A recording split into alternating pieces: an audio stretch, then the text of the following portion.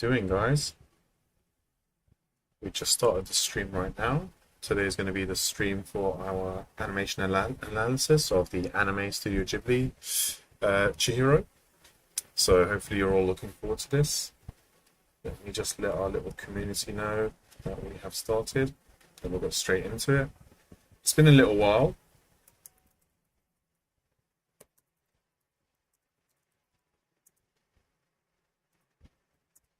So it's been a little while since we've done our last stream, but you know, once in a blue moon, it's nice to still get back onto doing the streams.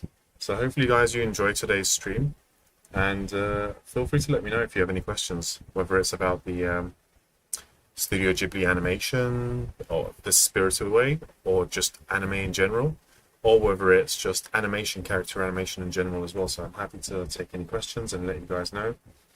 So yeah. Let's give it a few more seconds and then we can get started. Alright, so you guys feel free to drop any messages in the chat once you're in the live stream. Then we can get started. So, alright, I think now is a good time to just start our Spirited Away animation analysis. Cool. So I wanted to start off with the opening scene. And the opening scene over here is for, Spirited Away. We start with this bouquet of flowers straight, right up into the screen. And this is the establishing shot. Usually the establishing shot sets up the tempo and the feel for the whole scene. And this immediately puts us in a situation where we're like, well, hold on a minute, what's going on there? Where are we? So it's not until the flowers are moved away, the camera reveals where we are or what on earth is going on. So just to give a little bit of context, Chihiro, which is the main character of the film. If you haven't seen the film, please watch the film. And she's got this note in the middle of the bouquet of flowers saying, obviously in Japanese, but something like "Take care, goodbye, safe trip" kind of thing. So she's moving home and going somewhere else. So it's a sad moment for her, but we're just immediately, this is the first thing we're kind of struck with. And if I keep playing a little bit, so we've got this bouquet of flowers right on camera, reveal, dunk. It's a very, very interesting shot. So as soon as the flowers are revealed away, we come across, inside of a car or inside of a moving vehicle, it's shaking. We can tell from like her legs, the objects in the car, or like, the bags, they're all shaking about. So as soon as the flowers are moved away, we find out that in the background we see the environment moving across. So we find that we're in a vehicle, we're moving, and again it's a question mark. It's like, what on earth is going on? What's happening? Where are we going? It's a nice way to keep the shot entertaining, like revealing bit by bit without giving too much away. Let's remove some of this so it's not distracting. There, let's remove that. Yeah, so it's a very interesting choice of very smart and interesting way of revealing the characters. So bouquet of flowers reveal, you'd expect to see the character, but we're only getting glimpses of the character, and then we get a hint of, oh, she's in a moving vehicle, and then afterwards, cut. Okay, we see her. She's in the car. She's lying down, and you can see from her expressions as well. She's got the flowers, that's her feet up. It's very childlike or very casual. It's generally what you have with like a teenager or someone in their like 10, 12, early teens, super young, maybe not 14, 15-year-old, could be. But you can see it's a young kid. And she's clearly not happy, that's very clear. And you can tell from her body language as well. She's in this very somber, sad, not so happy, kind of like drained out feeling based on the pose she has. Clearly she's not happy with where she's going, but it's a nice build up to the character itself. That's the first time we see her, from this to that and then this, and it's like, okay, cool. And even the slow eye blink is a nice choice in terms of animation to help with this whole, I'm really sad, I don't want to, when you're a kid, and or even when you have like nephews, nieces, or your kids of your own, they just don't want to do something, and it's very expressive. You can see that in her body language and even the way she blinks. It's a very slow blink. So if we look at her blink, there you go. Cool. And then when the camera cuts, the next camera that we have is from her perspective, looking at dad and mum. And obviously, like, we have this view over here of the windscreen to see the direction that they're going in, which, you know, gives us a view from her perspective as well. You know, dad's putting his head around the back, talking to her, which is, you know, there's nothing crazy about it, but it's just a nice angle to see. She is a kid, she is looking up towards mom and dad, and the fact that she's lying down brings the ceiling of the car or the roof of the car into perspective of the camera more. So it's nice to just kind of change the camera sometimes to have something a bit more interesting. You know, sometimes it's the animation that we try too much. Sometimes maybe we just need to keep the animation a little bit simple, but just, you know, like stage our characters in a way where just being in one pose is enough to actually tell the story or tell what's going on. That, I think, is as important as the performance. But if I'm being biased, character, you know, animation, it's just a little bit more maybe important. Even though they're both important as one another. Okay, then we cut to...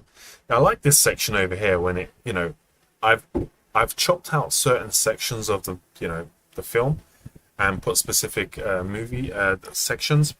Because if we go through the whole film, it'll just, you know, this live stream will be forever. But what I like over here is, you know, once she eventually gets up and leans over to mom and dad and she's talking, she starts off with, I think over here she's saying like the flowers are withering, they're going bad. She's already upset about leaving as it is. You can see by the three different, actually maybe two different emotions going through the scene. Dad is fully focused. I'm keeping my eyes on the road. We need to get to where we need to get to. Mum is kind of still on that same page with dad. They're both on the same page as, we need to get to the house. We need to find where it is, X, Y, Z. They're not really like as affected, or they're not actually affected by the move to the new house as much as Chihiro. And the fact that she's going through such a tough time, mom and dad being so casual about it makes this stand out even more. So I guess it's the choice in performance. If mom and dad were a little bit concerned about her, it might put her out of the spotlight in terms of, you know, she's sad, but mom and dad's feeling what she's going through. Whereas it's more impactful if she's quite sad and affected by what's happening with the move. Mom and dad are just like, nah, it's, you know, it's just a move, don't worry about it. It makes this even more extreme. So making things extreme with the performance based on the characters around you. So another thing to amplify that, you know, she's super sad. She's like, oh my God, like just by her facial expression, slouching, like low energy, holding the bouquet of flowers. And the fact that the flowers are, you know, withering and going bad is also an indication to adding to her kind of like misery or like just low mood. And then she sinks. If you look at Chihiro, she sinks after that. And then she's going to sink a bit more. There we go. So it's just adding more and more in terms of animation. So it's the same pose. So over here, she's like, oh my God, my flowers are, you know, withering away. They're going bad. What more what more could go bad? And then if we continue, she sinks a little bit, like her energy's getting sucked out. Over here, still the same pose. I would say there's like a moving hold. She's still in the same pose, but she sinks. She's just like, I've had enough. Pauses there for a moment. Sinks for the last time. So you could really feel like the energy getting sucked out of her. And again, mom and dad just completely not fazed by what's going on, which makes this performance even more extreme. So extreme doesn't have to be, you know, I always say this, Hotel Transylvania, Cloudy Meeples. Extreme can be, she's super sad. These guys, they're completely fine, which makes this feel more extreme. She holds that pose and then sinks all the way back in where we lose visibility of her. So that's like 3 stages. So let's see again. She's surprised. I'm so sad this is happening. And then from that sadness, the energy gets sucked out once, twice, and then finally she just sinks back into the back seat. There we go. So that's a very, very nice, and it's a smart way of keeping your audience entertained by the choices you make. So at this point, Dad has gotten everybody lost. He's off track. And a good way to build tension is they're driving. As they're going through the forest or the woods, the car's going through bumpy roads and whatnot, which is what's happening there. It's another way of showing that they're losing control and tension is building up. So for example, initially I cut some of the scenes.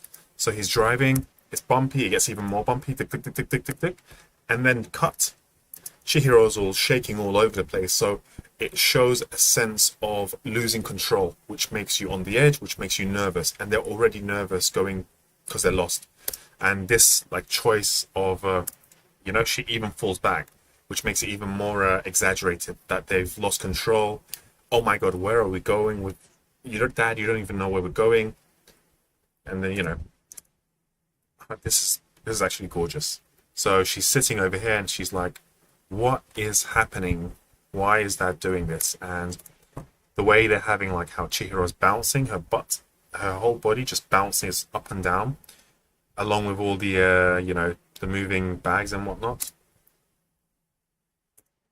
And in the midst of that, she's like, huh? I just saw something. This is to add to that whole nervousness. They're going through the forest and she sees the statue like, as a kid, you'd be scared or you'd be taken back. Like, what is that?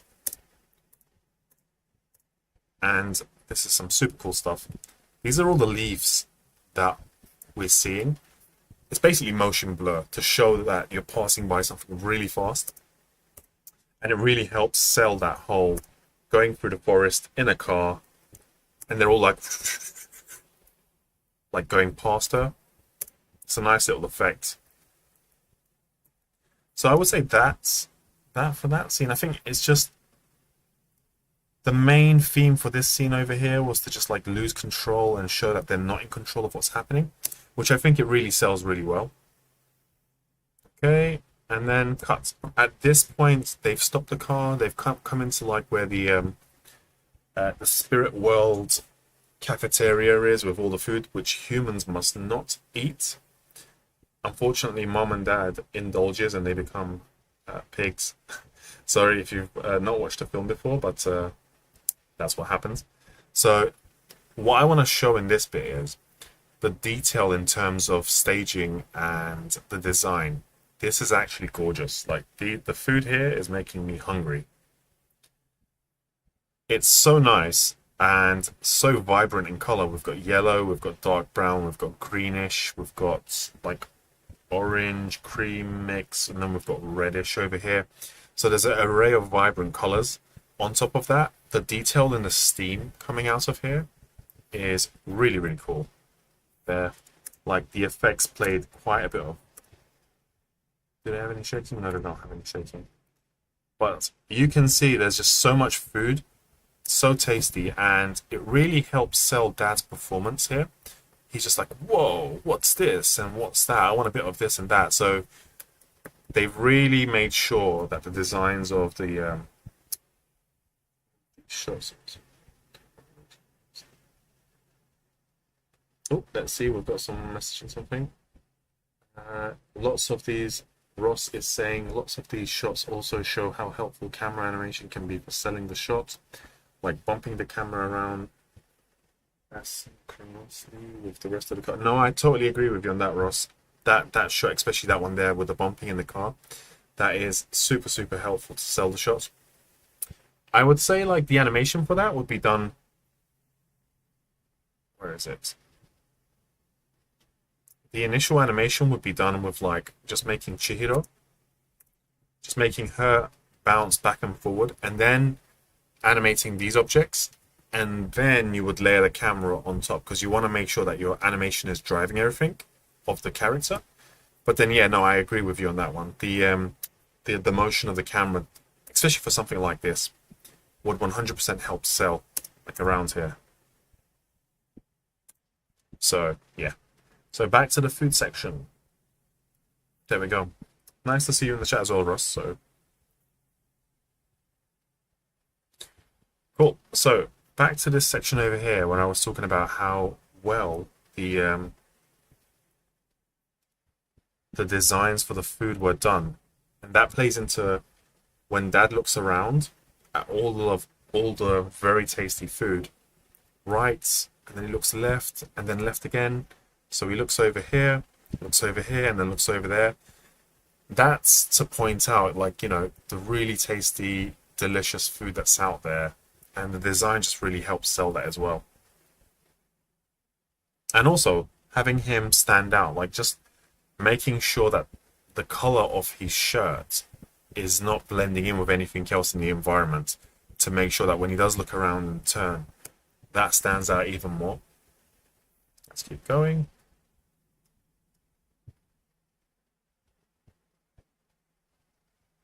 Okay, so they sit to eat. Cool. So again, I think Mum and Dad is continuing the performance that they had in the beginning, where, you know, they're not being affected by what's happening. They're just thinking, you know, there's food over here, let's have some food. Chihiro, obviously, you can tell from like the body language. This is what I say in terms of like, when you pose out your character, guys, just make sure that with one image or one pose, I can tell what's going on. She is visibly startled, anxious, nervous, uncomfortable with a few things. You can see Mom and Dad. They're the opposite. They're continuing that kind of like nonchalant, very casual, neutral, everything is fine, no, don't worry, dear kind of feeling. You know, Dad's kind of like going down. He's filled up 2 plates of food and he's going to chomp down on the food. Mom's already started. And if we take a close look at Chihiro, and obviously their facial expressions help as well. It's just, you know, standard. Everything is fine. Whereas she is not. She is visibly upset, like nervous. That's the eyes. The mouth is another giveaway. Because the moment we do this with the mouth, she could be quite like, what's the word? She could be, it could be a genuine smile, but because it's not a smile and it's, you know, this kind of a shape, it's immediately giving us, okay, she's quite sad and nervous. To add to that, legs are close together, but the more telling part is she's holding on to her jumper or, you know, t-shirt, and she's grabbing them quite hard to show the tension she has in terms of nervousness. So it's kind of leaking out, and she's visibly nervous and not comfortable, really. Okay, so obviously Mom turns around and says, hey, like, join us, what's wrong with you? Dad's already, like, moved over there, which is really cool acting. It's just casual. It really helps sell what she's thinking. Let's see if you guys are saying anything in the chat. I think I saw some stuff. Glad to be here. No, you're welcome, Ross. More than welcome. Yeah, guys, if you have any questions when you're watching all this, I mean, look, let me know, like, let me know which Studio Ghibli film is your favorite, because this is one of my favorites. I have, like, lots. I think my favorite has to be Princess Mononoke, because that was the first Ghibli film I saw. And for me, animation was like Lion King and Hercules and Disney stuff. I just one day saw Princess Mononoke and there's all blood, guts, and there's these wolves and stuff. And I was like, whoa, what on earth is this? What is this? This is like animation, but it's very dark. So, yeah, I think my favorite is Mononoke, and then I like Ponyo, Totoro, Spirited Away is awesome. So let me know in the chat what is your favorite or one of your favorites. So we go back into here. And I mean, like, it's nice how these are just small details that we're looking at, guys. And it's just my personal opinions. It's nice how they have an array of different food on each plate, just to show how succulent, juicy, there's different stuff, there's a variety. going back to the previous scene, it's following up from this. It's not going straight, and this adds texture to the movie as well. It's not just lots of chicken, lots of fries, lots of burgers. It's a mixture of a bit of everything, which is what you would do if you go to a buffet as well, right? You wouldn't just put like loads of fries on one plate. You'd like get as much as you can. At least I would. Yeah, and Mum's already chomping down already, so we don't have 4 full plates, which is nice. It adds a bit more of a texture. Dad's got 2 plates full. He's getting some honey or butter, and he's already got one in his mouth. So this is all just a lot of character and a lot of thought put into this. Okay. What does he do? He passes the butter or whatever that cream is to Mum. Then he goes back in here. Okay, cool. And one little detail over here is to add to Chihiro's nervousness. She's talking to Mum, but then once Mum turns around, she looks away to see, hold on, is like someone gonna come? Like, what's going on? Did they just leave all this food over here? And then we cut to Dad. So there's some really, really small, nice detail stuff. Let's see, so hard to pick, but it's either Boy and the... I haven't seen Boy and the Heron. I'm going to. Don't worry, I'm going to. I've heard amazing things about that one. And Totoro. Totoro's beautiful as well, yeah. Guys, if you've just joined, if you hit the like, I would appreciate that. I will only say that one more time, 2 more times maybe throughout the whole stream. So if you hit the like, show some appreciation, I would appreciate that. But the Boy and the Heron looks gorgeous. I mean, it looks a bit like The Wind Rises. It looks something between that and what's the other film? Howl's Moving Castle. It kind of reminds me a bit of a like mix between the two. But yeah, Totoro is definitely up there. Cool, let's continue. So the detail here, okay, so this is what I like. See how when Dad, okay, this is what, we're going to get more into animation around here. So Dad's biting down, right? Look at the mouth areas. It's going to go puffy. There, it becomes much more puffy. On top of that, when, I think it's like a sausage, I'm not sure. Oh, it might be a spring roll. When he pulls the spring roll out of his mouth, or like takes a bite, we have bits and pieces coming out of his mouth, and bits and pieces coming out of the spring roll as well. There, and I think one bit has dropped down. Yep, there we go. That's very, very nice and very thoughtful detail that's been put in there.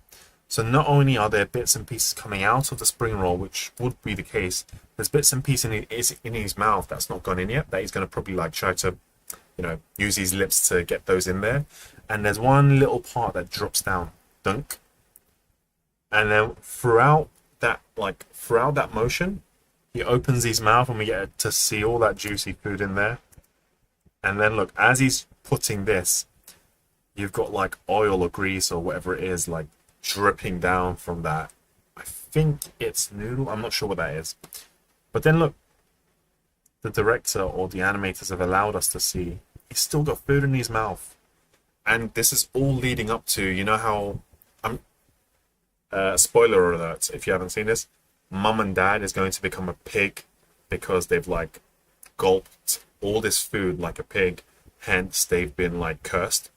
And all this is building up to show that they turn into a pig. Why? Because look, he's eating this, he's eating that, while he's eating both of those, and he still has food in his mouth. They're not stopping, they're just gulping down. And the curse is they turn into a pig because they're being pigs and eating forbidden food. And all this, look, super cool. As, whoops, my Wacom tablets can do that sometimes. Let me just reset back. Cool. And as he's doing that, all this nice, I think effects in these kind of films, Ghibli films, is very, very important as well. All this, you know, liquid dripping off the food that he's eating, and on top of that, it's dripping down his mouth or his chin, and it's, you know, it really adds to the whole, they're being greedy pigs, or like they're just really enjoying themselves at the same time. And this ends up like building up more and more. And then we have a shot of Mum, all this juicy food. This looks very like Princess Mononoke, I have to be honest. It really does give that Princess Mononoke vibes. They sell the texture of wonderful food and music. Yeah, I 100% agree. Whenever there's food in Studio Ghibli films or environments, it's very, very beautifully painted. Yeah, so if you guys have just joined, please hit that like. I do appreciate it. I'm gonna have try to have regular live streams of like Ghibli films, maybe animes, maybe Disney films if you want. Just let me know. Is there a film you would like me to go through and analyze the animation, character design, concept, and blah blah blah? Let me know in the chat, and yeah, just let me know, guys, and hit the like. Cool. Let's continue. Cool. Mom's chomping down. She's enjoying herself with Dad. Meanwhile, I've fast forwarded to a point over here, something very interesting. So Chihiro wanders off. She's like, I've had enough of Mom and Dad. Like, they're not listening anymore, so I'm just gonna, you know, I'm gonna be the adult here and I'm gonna investigate what's going on around. So she's going up the stairs into that little town area. And this is an awesome shot. So we've got this like bonsai tree kind of tree, but it's just gigantic. Bonsai trees aren't that big. You've got this monument over here. And as she's rising, we're going to have a camera angle from here. I thought this was really interesting. So the next shot is going to be from there, looking downwards at her, just to show the scale of this monument. So if I keep going forward, so I'll play. So she's going up. Cut. There we go. Just to show the scale of this this building. There's nothing crazy special about the shot, but it's just making very simple shots interesting and showing scale and depth. So yes, she's going up, but from this perspective she looks like she's like 3/4 of the height, whereas it's not. It's just the angle we're looking at her from down here. Now when we cut over here, this is motion blurred because it's so close to the camera, and she's looking up. You know, she's looking up from here.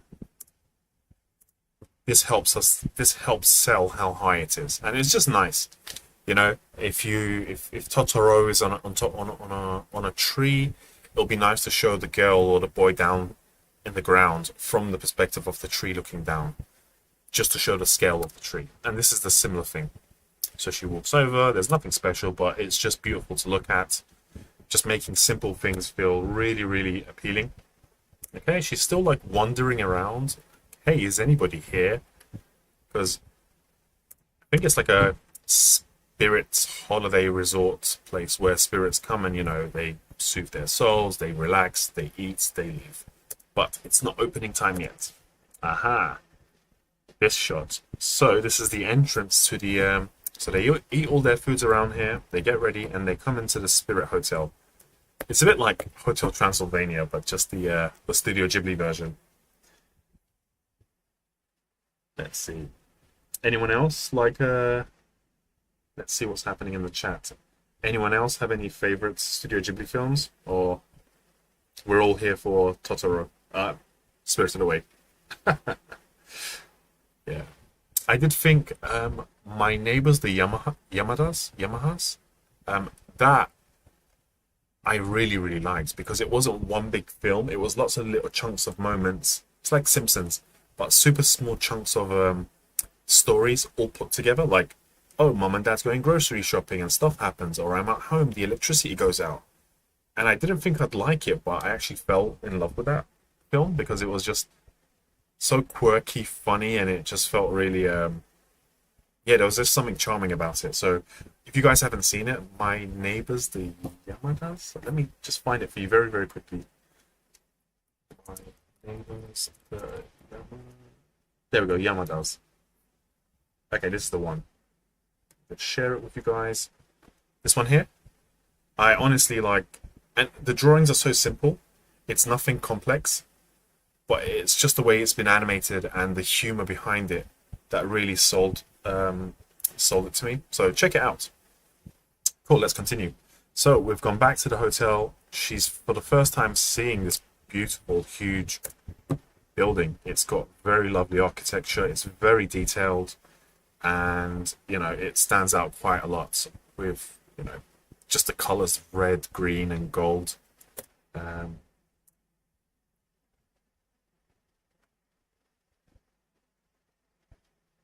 mean, it's just gorgeous to look at. You know, having the blue sky being torn by the grey clouds in the background with the red and green. It's just, yeah, it's just nice. And, you know, if we didn't have this massive pipe thing or the flag, there would be a lot of negative space here. It would just be like lots of blue. So they've added this massive pipe or chimney over here, which Gamakachi, I think his name is. He is working the coal mine at the, you know, below on the ground floor, which we'll see him later on with his little suit characters. So they're basically the steam room, coal room, doing all the, you know, working all the bathtubs and like the showers in the salon, the hotel. So this is the nice way to just break up that silhouette. So cool. All right. Ooh. Now she's there in the coal room with Yamagichi, I think, Yamakachi, butchering his name. But at this point, she's entered there. I fast forward. She's in the castle or the hotel. She's quite fearful, and you can tell from her posture as well. You know, mouth is open, eyebrows raised, eyes big. That already tells me she's scared or like not sure what's happening. Hands up around the chest. This is why posing is really important, guys. Whether you do 2D, 3D, claymation, stop motion, whatever it is. I can tell. Legs spread, tension. This tells me she's scared, nervous, and even the shoulders are raised.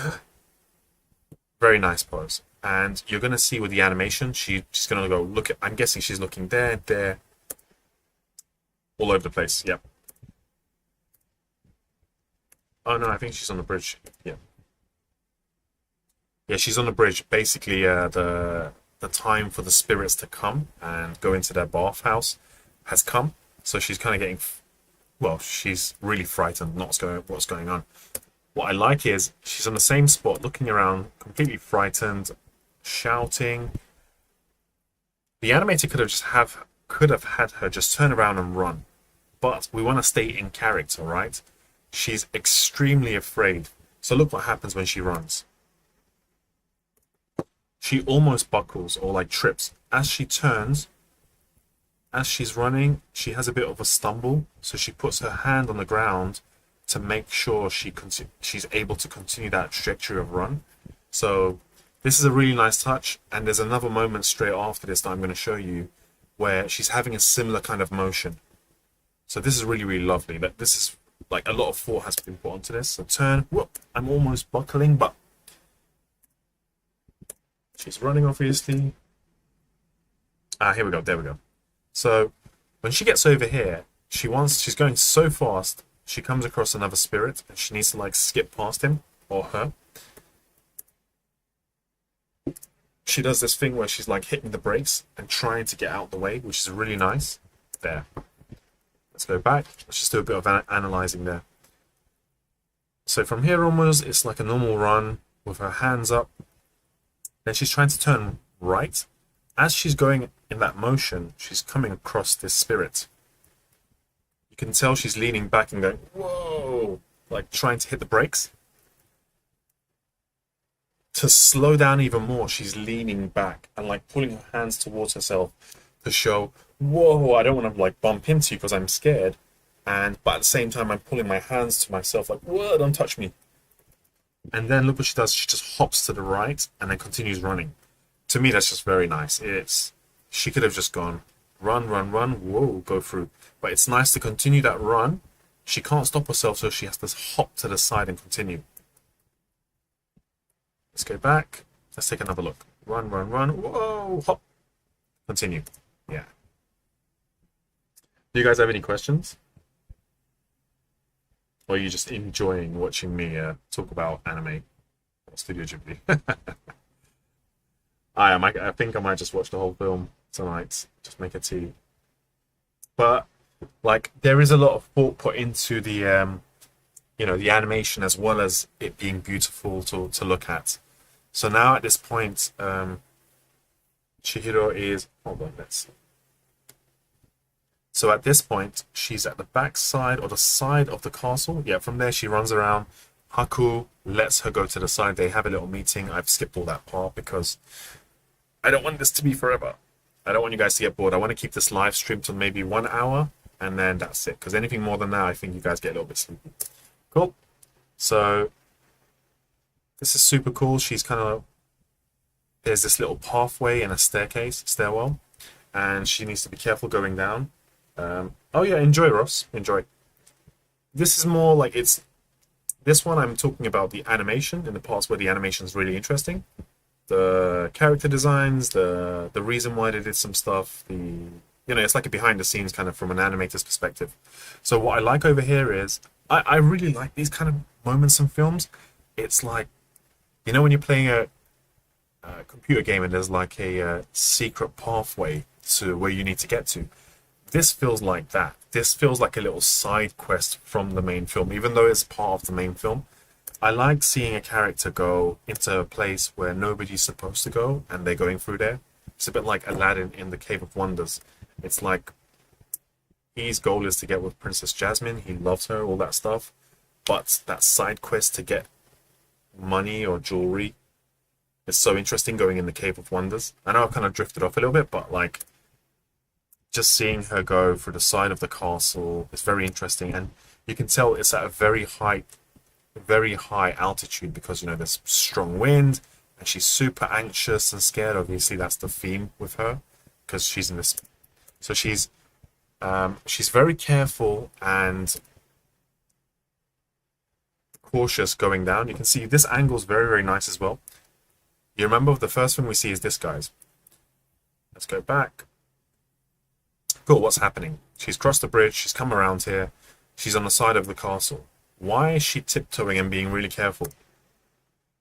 Oh, that's because with the wind blowing in her hair, with what's done with animation, there, she's, closing her eyes, she's like, oh my god. So we're like, it can't be that bad. And immediately we see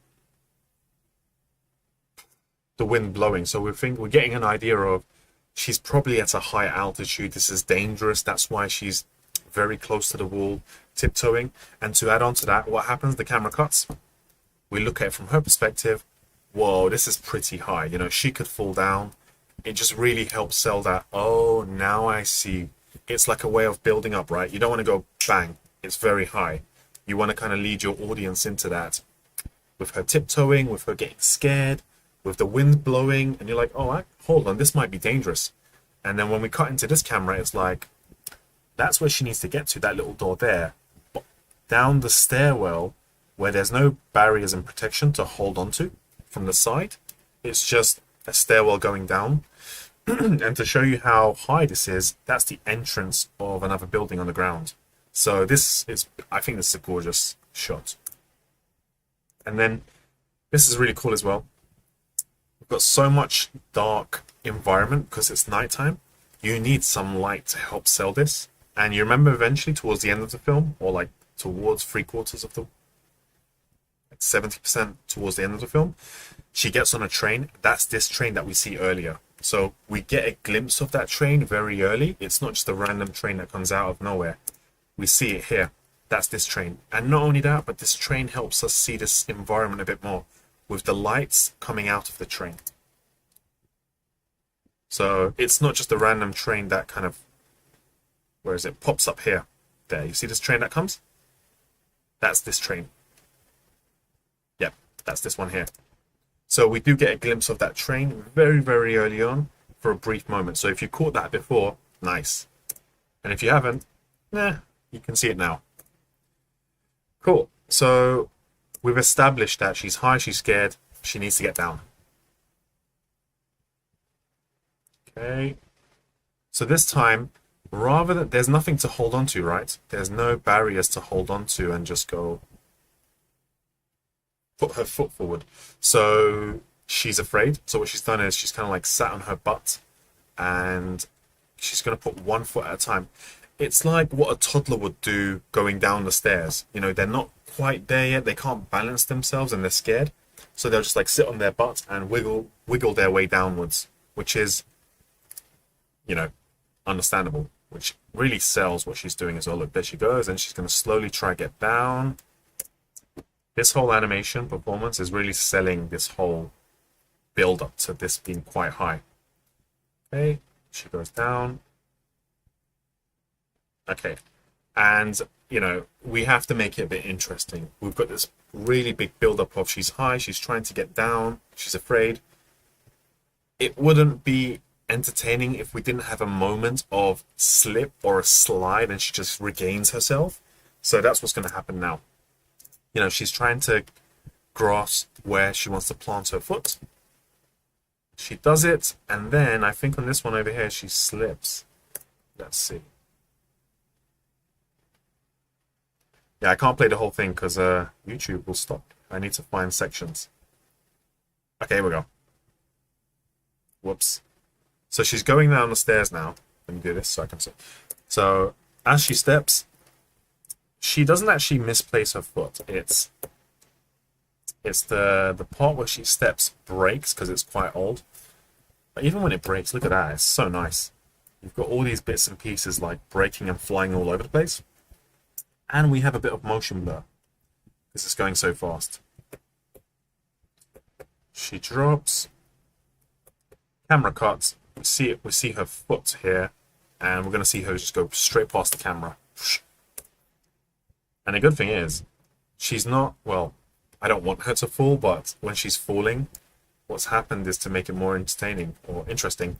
She's not just sliding all the way down here, all the way to the bottom, just on her butt or her back. She goes on her back and then she, boom, like regains her upward stance. But still, she hasn't got control over the speed at which she's running. It's super cool as well. See how the stairs continue this way, but because of this momentum, she goes straight into the wall, but she just pushes up with her hands, which is a nice addition. So there we go. She's running up. So three things happening there. She's sliding on her back. That's one. Two, she gains momentum. Whoa, kind of. She's running towards the wall. And from the wall, she pushes herself off into the direction of where the stairs is continuing, because it's not, you know, it's not straight. And from there, she's running with her hands in the air. It's super funny. And this is funny as well. Like, we just have a close-up of this on the next shot. Ah! To help push and exaggerate what's going on. And this is nice. Finally, we see it from her perspective. Running down. Bang. And, you know, like, if you've taken animation classes with me, I'm always talking about start slow and then you space out. And then you're slowing down. There. At this point, I say to you guys, you never stop fully unless you hit a wall. And she's not slowing down because she's doing this. There, that's a stop. Because she's just slamming into a wall.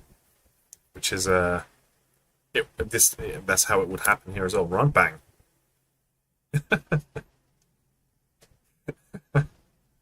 And that whole, like, her breathing, just a moment of, like, I don't want to move for a moment. I just want to breathe, you know? It's like, huh, what just happened? Cool. Just absorbing the knowledge. Okay, cool. Hopefully you guys are enjoying this.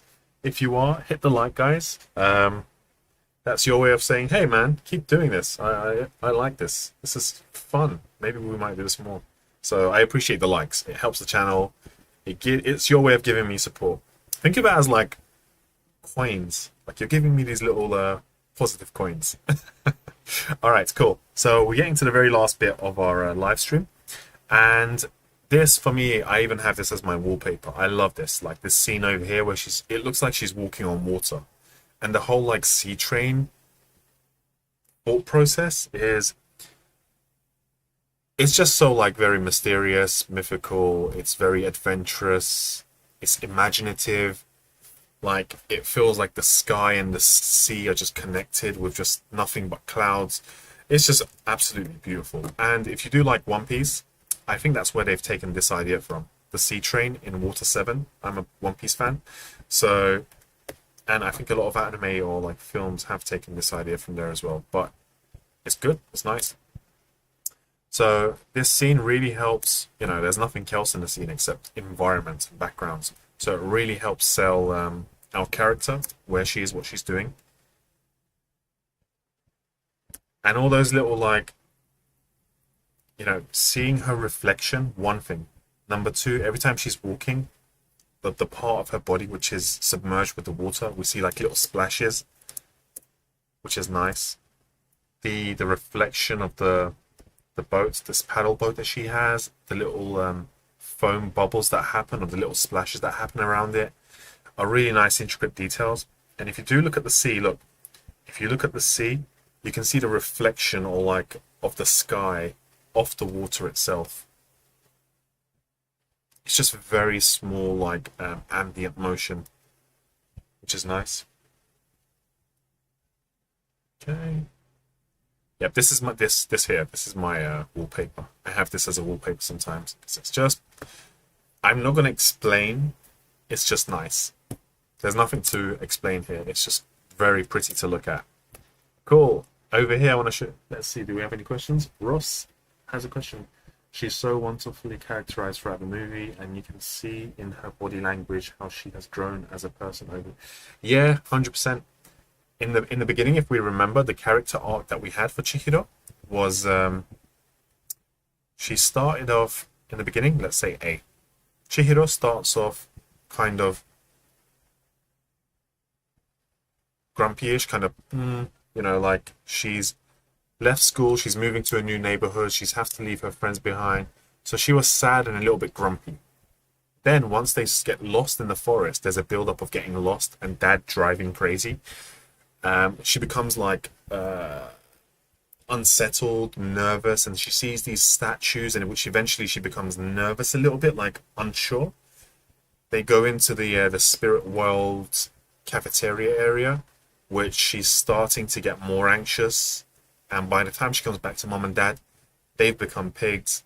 She's found herself in the bathhouse for the spirits.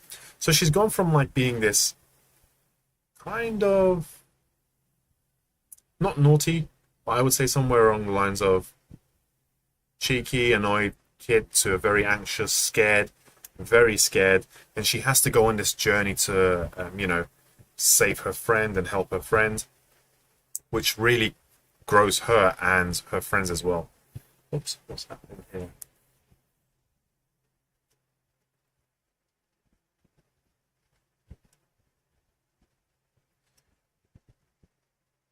Okay.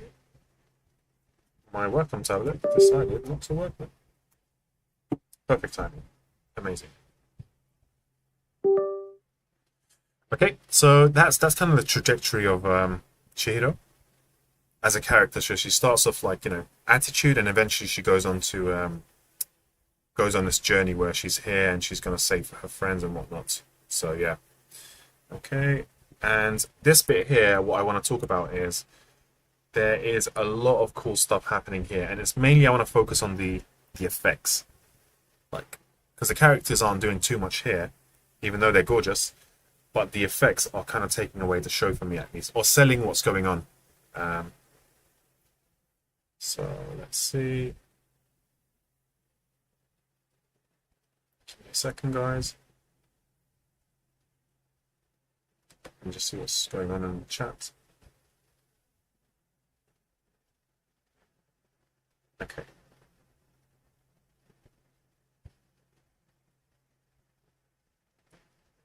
Cool. Let's continue. All right. So if we look at the effects, that is just nice. So this really sells the sells.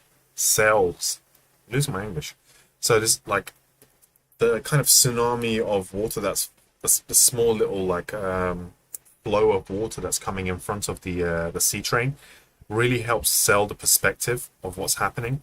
And even if you look at this part over here, the water that's over there is different to this one, because this flow of water splashes onto the side of the station platform area, and look, it splashes up.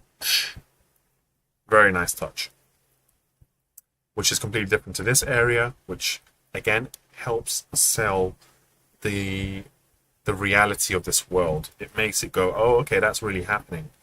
The you know, the shadow of Chihiro in the water, the shadow of the train coming into the foreground, all this really helps sell this.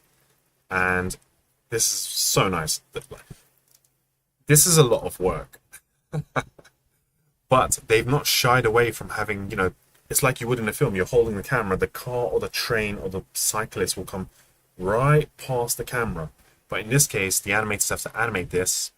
They have to animate the water, then they have to animate this, you know, and look at the water getting bigger and bigger and splashing right towards the camera, and then cut. So that's really, really nice. So it goes past the camera. So a very small thing I wanted to point out here is usually in an animation, I would have students or animators maybe do something like, okay, I want to get in the train, right? So I would start my character running, go straight into the train. But really, what happens in life is, not most of the time, we would run towards the door of a bus or a train, and we'd get there before a lot of the times, and would have a moment of a pause. It would never be run, get in straight, unless we're really late and the train's about to leave and the door was already open. So what I like here is she has a moment of pause. So it's a run, slowing down, almost stopping. I cut it here a little bit early, but she has a moment where she stops, and then she goes into the train itself. So that's a nice touch. So it doesn't feel mechanical. Like the train's there, I've ran, I've gone in, stop, the train goes. There's little beats in there that, you know, she's running, she's slowing down because she knows she needs to wait for the door to open.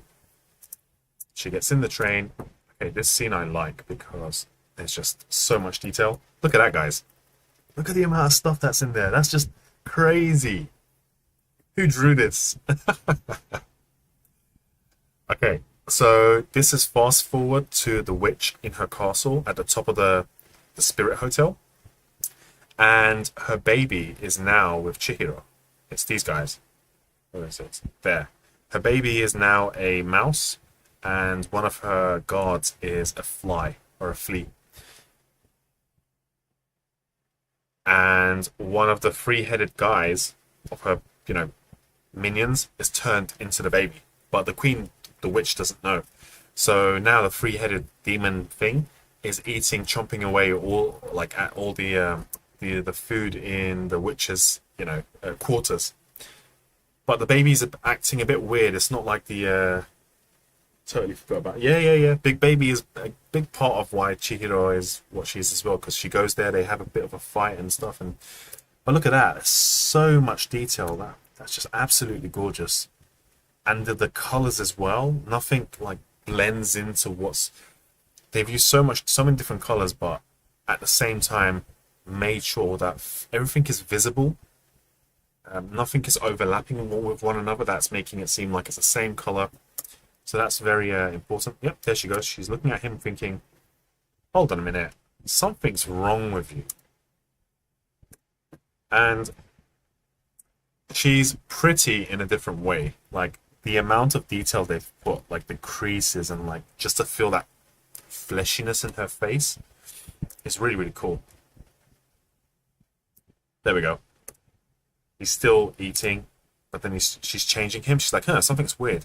And she realizes who it is.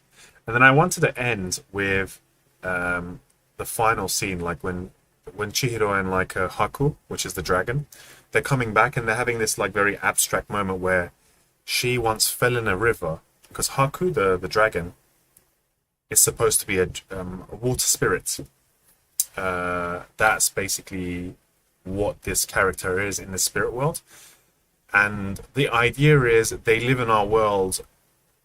We cross paths with them, but we never know who they are. So this bit is very abstract. So it's while Chihiro is coming back from the good witch, which is the twin sister of the bad one, she has a flashback of her shoe that she dropped into the into the lake or the river.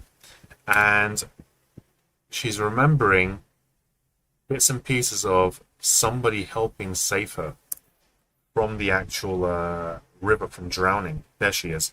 She's kind of like remembering. That's Haku's hair. They're flying this way.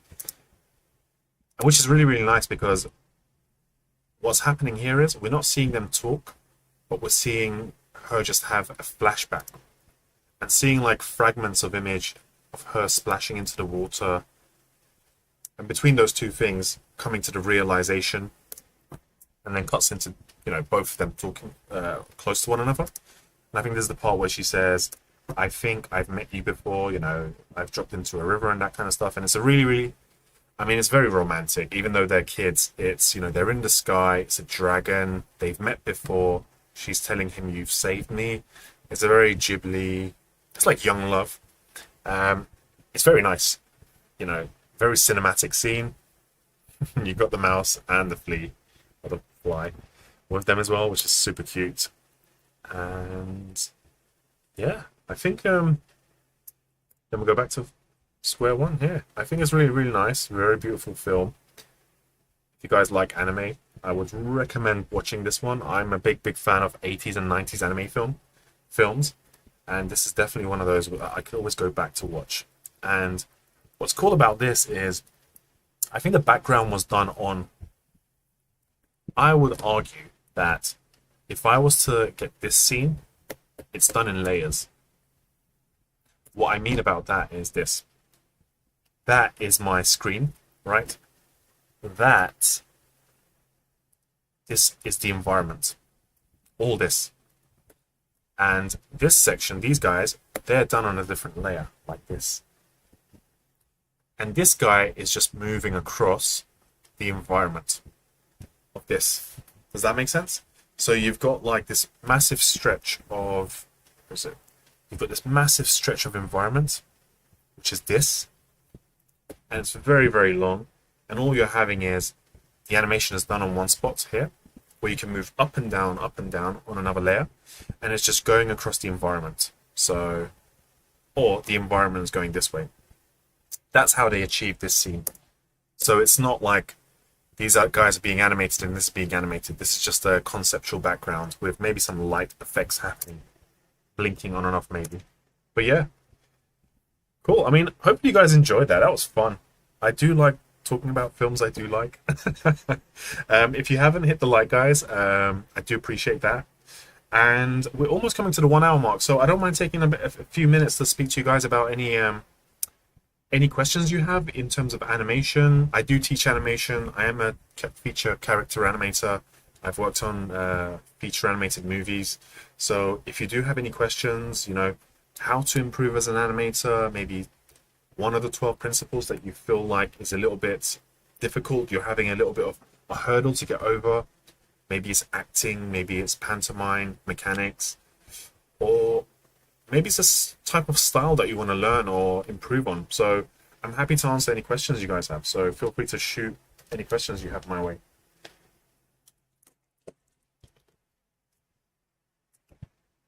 What's called Ross saying? Gorgeous film, really cool to see it analyzed from an animator's point of view. Yeah, I mean, thanks, Ross. I would have liked to, analyze so many more different scenes on this movie, but it's just, there's so much to go through. I had to be a bit like, I had to restrain myself and say, oh, hold on, I can't go through everything. It'll take forever. I want you guys just to get a glimpse. But let me know, guys, in the chat or in the comments, whichever one you want. What film would you like to see me analyze next? And because it's really fun for me, because these are beautiful films to take a look and say, oh, they did that because of this. And yeah, let's see. So let's see. Oh, people are entering now. Hi, Fatih. Just wanted to say hi. Oh, hey, John. Awesome to see you. Not question here. Join late. Unfortunately, we'll have to watch the video later. No, that's totally fine. We just finished on looking at Spirited Away, guys. It was I really did enjoy it. Like, look at this. I'm even looking at this scene when I'm talking to you guys. Look at the amount of detail they've put. But the one thing is, I realized they've not moved any of the objects here. Like any of the environment here, they've kept it still. Because, so all of this, if you could take it, it's taking a lot of detail to create that, but it would have been a nightmare to animate it. Because look, even on the previous one, before he becomes a man, I just want to show this, then we should be done. Look, over here when he's moving, generally when they have a scene with so much detail, what they do is, okay, this is background, we don't touch this.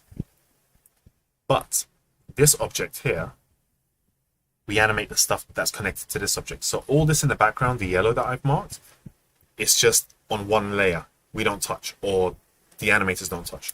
It's only the popcorn and this box that's being animated. So everything else can't be animated. It's just one layer. So And this is all one layer. This is all one layer background. So she is being moved, but all this background is one layer. Look at that. Look, I just noticed the meat and the sausages, and even the pots, and like the nice little lighting there. Oh, they've even got like labels. Oh wait, hold on. Let's zoom in. Let's get a bit nerdy, guys. Let's zoom in. Look at that. So they've got like meat here, and you're like thinking, what meat is this? They've got the picture of a cow and some like Japanese writing or like symbol, and then they've got, yeah, they've really gone the extra mile to put all these nice little details. There we go. There's some more labels. Is there anything else we can find? Oh, there we go. Some labels here. I think in Ghibli films you will find that they will go the extra mile. Let's see. Okay, let's see. So, questions. Let's see. I'm happy to answer your question, guys. Hit the like. Let's answer questions. All right, K-pop Demon Hunter. But it's, oh, you want me to? Ah, that looks really cool, actually. You know, I was gonna work on that film, K-pop Demon Hunter. It just never happened. But then I'm like, oh, that would have been awesome. It does look like Spider-Man, Spider-Verse, K-pop Demon Hunter. You know what? I am happy to watch K-pop Demon Hunter and analyze it with you guys afterwards. I will be definitely up for that. If you guys have any more suggestions, let me know. Yep, I'm definitely up for that. John, no questions here, John Blake. Cool. Main struggle right now is animating characters with tails. My brain is having a tough time connecting the tail mentally to the motion of the tail. Cool. So I would say, Ross, for that if it's a tail, it's a secondary action. So let's do this. So your tail is here, right? Whatever this guy does, the tail has to follow. So if you go up, and again, arcs are very important. Once you go up, the tail will have to follow like this. And then you go there. Look, the tail will have to follow. Once you're coming down, so it's always following that path.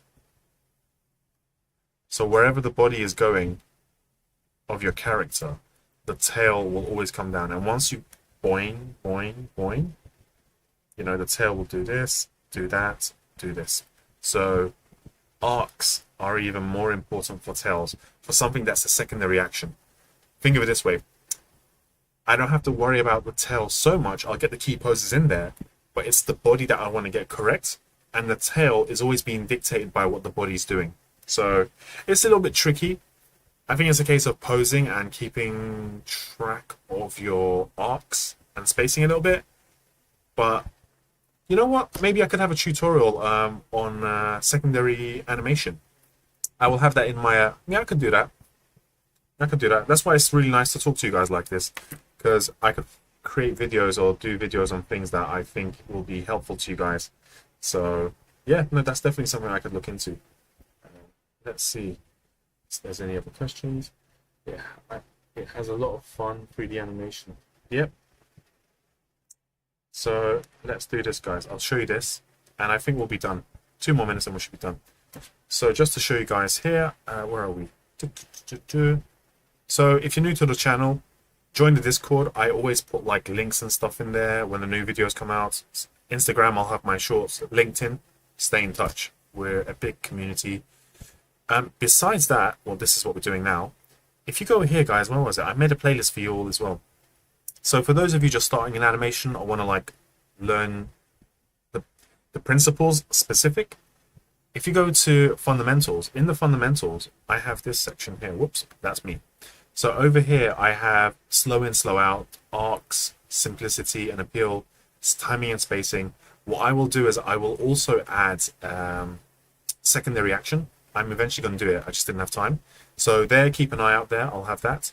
And if you haven't seen, I've just finished a 7-part animation walk cycle tutorial, taking you through like blocking, spline, and polish.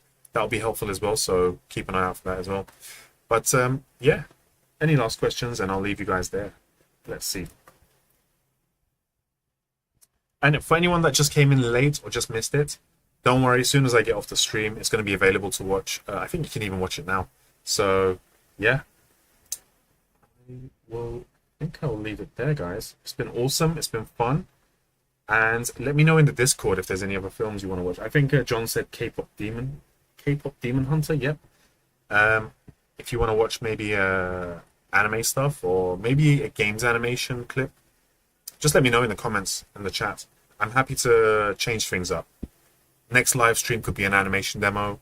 It could be, yeah, it could be anything. But yeah, I'll leave it there, guys. Hopefully you enjoyed that. Subscribe to the channel if this is the first time you've come.